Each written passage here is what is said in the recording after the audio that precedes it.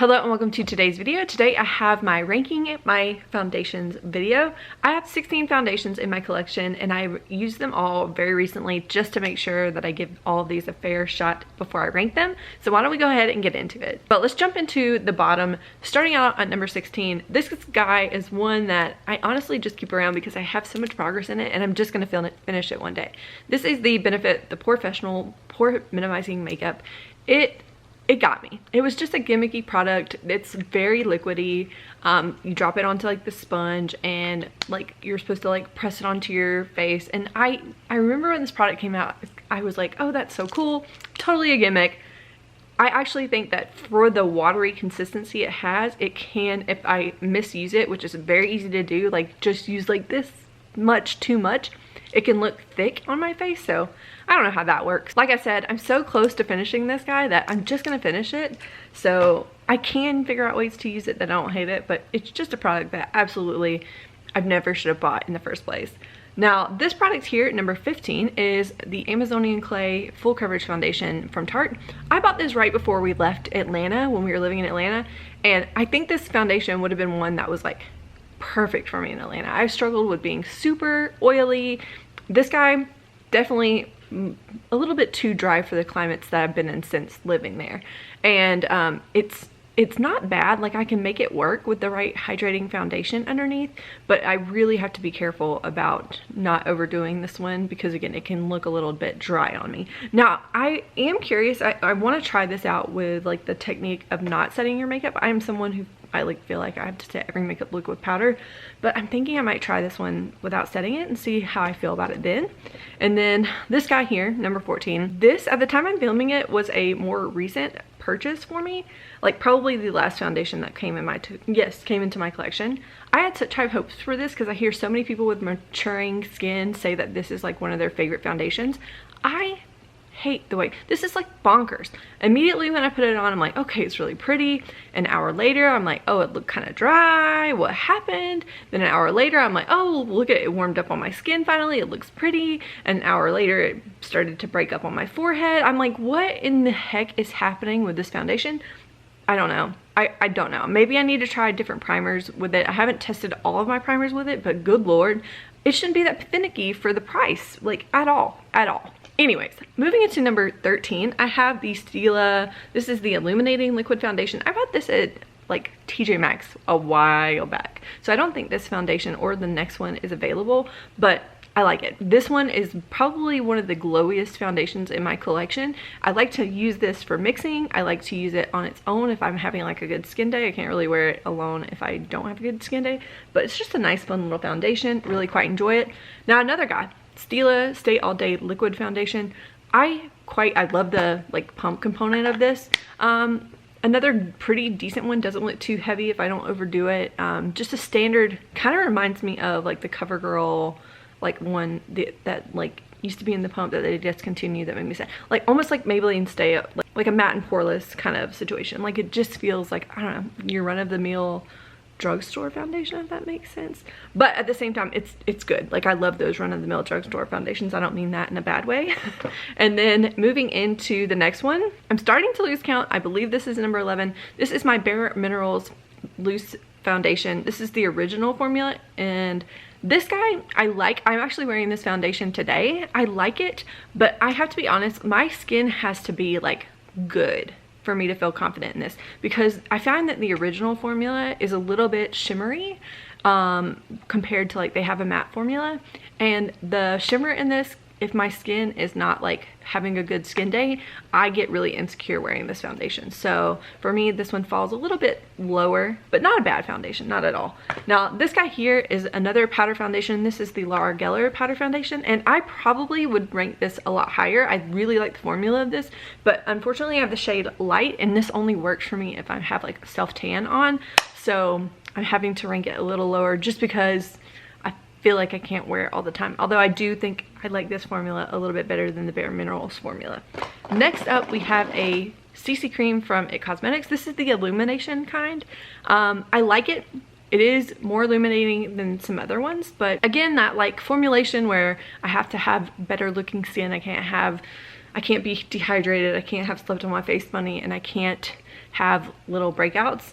Otherwise you really notice them because of the illuminating bits in this and my aging skin.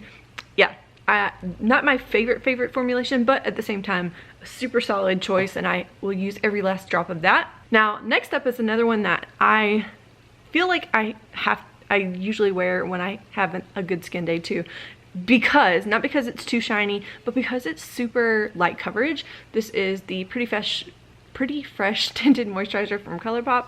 I like it, it's pretty good. Now, a foundation that I like a touch more than that one because it gives me a very similar like sheer-ish kind of vibe, but it has a little bit more coverage, is the Neutrogena Hydro Boost. I've used a whole one of these up before. This is my repurchase, and I just think that this is a little solid little guy here. I really enjoyed it. It worked for me even in like super hot times when my skin was more oily, and it works for me now. I like the versatility of it. I like that I don't have to worry about if my skin is gonna be oily today, it's gonna be dry today. It just kind of works.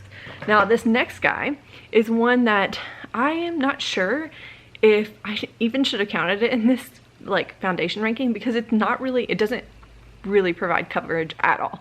It's one of those like sunscreens that just kind of like, it's supposed to be that color changing, adjusting kind of thing, where if you put it out and like rub it on your fingers and rub it into your face, it gives like the nudge, like just over the line of being able to say it provides coverage. It's just there. Like it doesn't provide no coverage, but it doesn't really provide coverage, if that makes sense.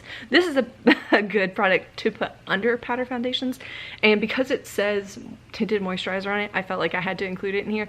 I really enjoy this product. This is also a repurchase. I've used up one of these in the past, and I really like it. When they put these in the 21 days of beauty sale, I always grab one because I just think it's easy, and it's one of those days where I'm like, if I don't have time and I need to leave the house, this is a super easy product to put on with a little concealer, top it with some powder, go. So that one I had to mention. Next up, and we are entering the top 5 now, I have the Matte Bare Minerals Powder Foundation. I like the matte version so much better than the original version. Like I said before, that shimmer in the original, it makes me feel a little bit insecure at times. This guy, solid foundation all the time. This is my I need to get out the door fast pairing with this guy. These guys, match made in heaven. Really enjoy those. Next up, number 4 is my Tarte Empowered Hybrid Gel Foundation. This guy, I'm not gonna show you. This one's about to be gone. I'm this close to finishing it for another project pan. I like this. This is probably one of the more high coverage probably out of my collection that I've ever tried. I did declutter the Milani like super high coverage one. This guy ended up staying in my collection. I liked it. I would say it's like medium to high coverage, and I've enjoyed it. Sad to see it go. I don't think Tarte makes this foundation anymore, but it was a good one. Really quite enjoyed it. Now number 3 is the Smashbox Halo Tinted Moisturizer. I bought this on the recommendation from It's Just Steph, and I am so surprised at how much I like this. I just remember thinking after it came out, or after I got it in the mail, I was like, oh no, what did I do? I probably need something with a little bit more coverage. I think it's good. It's definitely a more light to medium coverage, but at the same time, it makes my skin look really beautiful and healthy. Super easy to throw on during the summer when I want, just like, I don't want to feel like I have a ton of makeup on. This is what I reach for, and it's really nice. Now, number 2 is one that is way on the other end of the coverage spectrum. This is the Laura Mercier Flawless Fusion Ultra Long Wear Foundation. This guy is more medium to high coverage foundation. This one is one that's funny to me. Immediately when I put it on, it doesn't look bad, but I'm like not always impressed by how it looks immediately when I put it on. But you give this foundation like 30 minutes on my skin and it's like, wow, that looks so nice. And so when I want to glam up or like go out, this is the foundation that I reach for, like for date night, if that makes sense. So I had to mention this one.